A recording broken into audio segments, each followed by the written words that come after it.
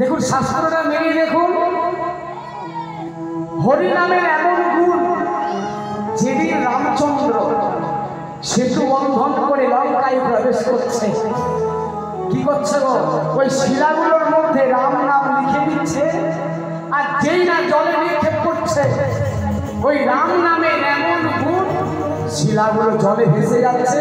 তাই তো বলছে হরি নামের গুণে শিলা ভাসি জলে, হরি নামের গুণে শিলা ভাসি জলে, হরি নামের গুণে শিলা ভাসি জলে, হরি নামের গুণে শিলা ভাসি জলে, হরি নামে শান্তি পাবে তোমরায়ার গাইবে কবে গো, তোমরায়ার গাইবে কবে,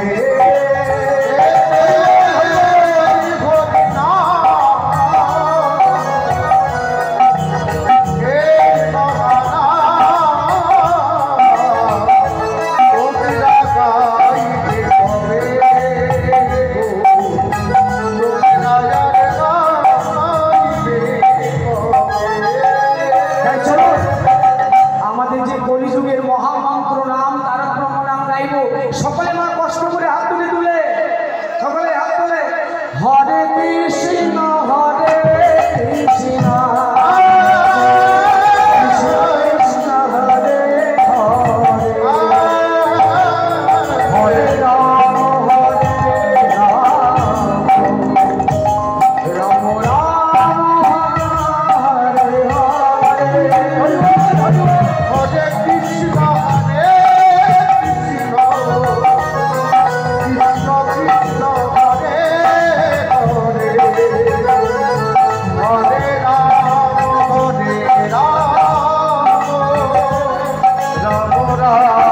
হরে হরে,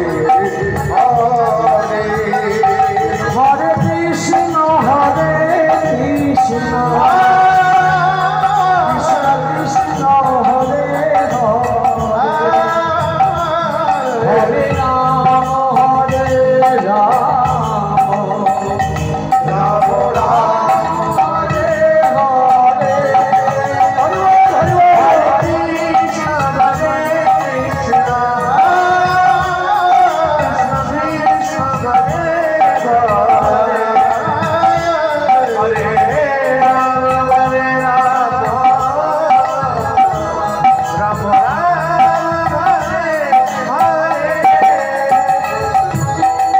তাহলে নামই হলো পরম ব্রহ্ম।